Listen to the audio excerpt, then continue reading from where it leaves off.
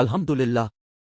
जमात इस्लामी हिंद शहर करीम नगर की एक माही सीरत तैयबा मुहिम अगस्त 25 ta सितंबर 25, 2025 के मुख्तलिफ प्रोग्रामात में से एक मजहबी मकामात पर भी बाहमी ताल्लुकात की खुशगवारी के लिए सुरतन तैयबा प्रोग्राम उन मकामात पर मुनक़िद करने का प्रोग्राम बनाया गया, जिसके तहत ये बात रखने का फैसला किया गया।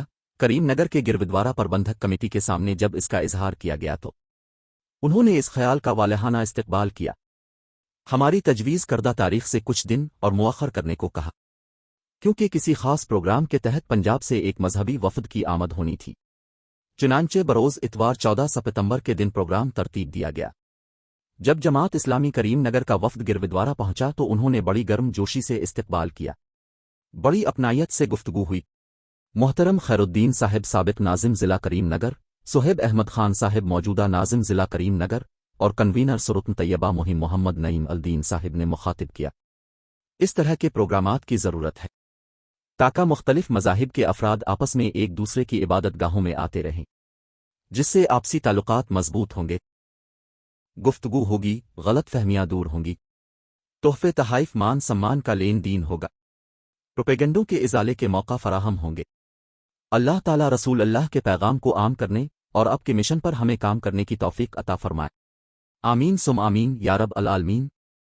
अल्लाह ताला का लाख लाख शुक्र व एहसान है कि हम रसूल अल्लाह की तालीमात व हिदायत तमाम इंसानों तक पहुंचाने का इरादा रखते हैं, ताकि तमाम इंसान अपने मोहसिन आज़म से वाकिफ हो जाए और आपके उम्मती के नाते आपकी शख्सियत, किरदार, कारनामे, तालीमात, हिदायत और रहनुमाई से वाकिफियत हासिल कर सकें और उसके ज़रिया कुछ बेहतरीन और कारामद नताइज हासिल कर सकें।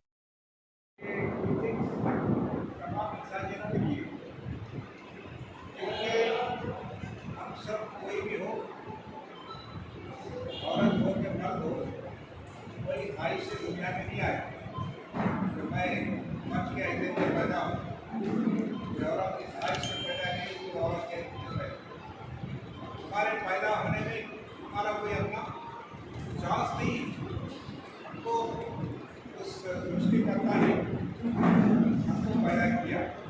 सबका ईश्वर भगवान अल्लाह वो एक ही है, इसीलिए पूरे दुनिया के अंदर सब इंसान एक जैसे हैं, हवा, पानी, झाड़, जानवर सब एक ही जैसे हैं। तो इसका मतलब क्या है कि पूरे सृष्टि का सृष्टिकर्ता एक ही है, one God one humanity irrespective of caste, creed, colour and region. इंसानों को अल्लाह ने पैदा करके यूं ही नहीं छोड़ दिया, बल्कि अच्छा क्या है, बुरा क्या है, सत्य क्या है, असत्य क्या है, धर्म क्या है, अधर्म क्या है, न्याय क्या है, अन्याय क्या है बताने के लिए, लोगों की गाइडेंस के लिए प्रवक्ता को, रसूलों को भेजा और उनके साथ गाइडेंस के तौर पर एक किताब भी दी है, उसके ज़रिए से लोगों को गाइड किया जाए, लोगों को सही रास्ता बताया जाए।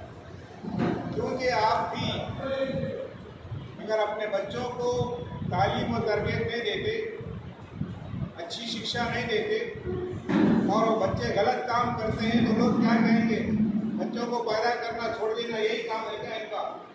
उनको सही तालीम और तरबियत देने की जिम्मेदारी माँ बाप पर नहीं है क्या? तो फिर इस पूरी कायनात के अंदर सब इंसानों को पैदा करके वो अल्लाह कैसे खाली छोड़ सकता है?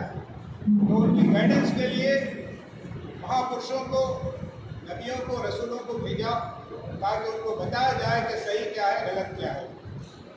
तो ये सबसे पहले इंसान आदम अलैहिस्सलाम से लेकर अब तक कई लोग आए और लोगों को बातें बताते रहे, उनको सन्मार्ग पर लाने की कोशिश करते रहे और फिर आखिर में 571 ईस्वी में मोहम्मद सल्लल्लाहु अलैहि वसल्लम मक्का में पैदा हुए। और आपके टीचिंग्स में ये है कि तमाम इंसानियत एक है, चाहे कहीं का भी रहने वाला हो, वो खुद ही से पैदा नहीं हुआ, इसलिए कोई छोटा और बड़ा नहीं। इस्लाम के अंदर कोई छोटी जात का, कोई बड़ी जात का, कोई निचली जात का, उसमें कोई फर्क नहीं। इज्जत वाला वो है, रेस्पेक्टफुल आदमी वो है जो न्याय पर चलता है, धर्म पर चलता है, अन्याय से दूर रहता है, वैसा आदमी अल्लाह के पास बड़ा आदमी, पैसे से, इक़्तिदार से, पावर से वो बड़ा आदमी दुनिया में हो सकता है, लेकिन अल्लाह के पास नहीं होता। और फिर आपने जो बात बताई कि अल्लाह के बाद सबसे बड़ा जो दर्जा होता है वो माँ बाप का होता है, क्योंकि वो लोग इस तरह से मेहनत करके अपने को पालते हैं, मशक्क़त करते हैं, क्योंकि जितने भी जानदार हैं तो सब में कमज़ोर जो बच्चा होता है वो इंसान का होता है।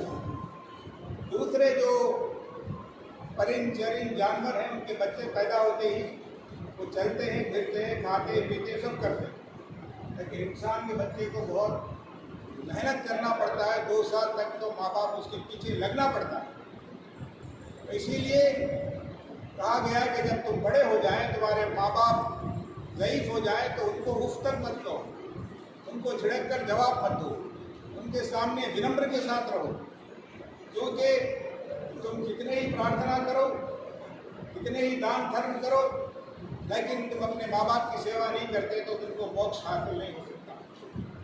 और उनकी जितनी भी खिदमत करें हम दुनिया में उसका हक अदा नहीं कर सकते, क्योंकि बचपन में जिस तरह से मेहनत और मशक्क़त करके, मुसीबत बर्दाश्त करके, वो नहीं खा के नहीं पी के, ईद के मौके पर बच्चों को सिलाते लेकिन खुद नहीं पहनते, इतनी इशार और कुर्बानी के बाद हम यहाँ तक पहुँचे हैं। तो अब जब के वो बूढ़े हो गए हैं तो हम उनकी खिदमत करनी चाहिए।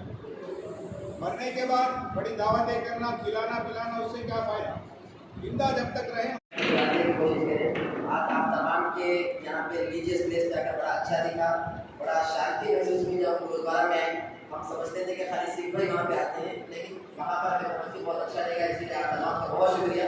मैं आपको इन्वाइट करता हूँ कि आप भी हमारी मस्जिद को आइए, आप भी देखिए वहाँ पे हम सब मिलकर इस वक्त दुनिया में जितना भी खैर है, दुनिया में जितने भी अच्छे काम हो रहे हैं, वो यही लोगों की, जो गुरु नानक साहब है, आपके जो 10 गुरु या गुरु ग्रंथ साहिब है, इस तरह दुनिया में ये वो लोग थे जो अपने से ज़्यादा लोगों के लिए जीने के लिए आए थे।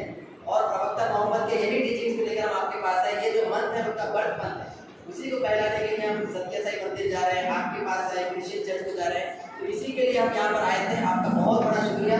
आप लोग हमारे एक्सपो में आइए और आप लोगों का जो पंजाब से एक पूरा काफिला आ रहा है, हमने वहाँ पे कोशिश की कि हम थोड़ी सी सेवा करें अपनी तरफ से, पानी पिलाएं। ये हमारी एक छोटी सी कोशिश है। इस तरह हम सब मिलकर अगर जिएंगे तो दुनिया को शांतिपूर्ण बना सकते हैं। तो फिर एक बार आप तमाम का शुक्रिया अदा करता हूँ। शुक्रिया जज़ाकल्लाह। मुस्लिम, सिख, ईसाई और हिंदू धर्म के लोग वहाँ वो लोग अपने मजहब के बारे में के साथ साथ अल्लाह के रसूल जो प्रवक्ता के बारे में बोलेंगे, उनको संदेश देने का भी अवसर हमने रखा है। आपके मजहब के जो स्पीकर आएंगे वहाँ पर अपना संदेश करीम करीम सल्लल्लाहु अलैहि वसल्लम का संदेश देंगे। आपको मैं निवेदन करता हूँ और इनवाइट करता हूँ, अपना कीमती टाइम वहाँ पर अपनी फैमिली के साथ आए, ताकि आपको इस समाज को शांतिमय संदेश बनाए, शांतिमय समाज बनाने की प्रयत्न करें। यही हमारी आकांक्षा है। धन्यवाद।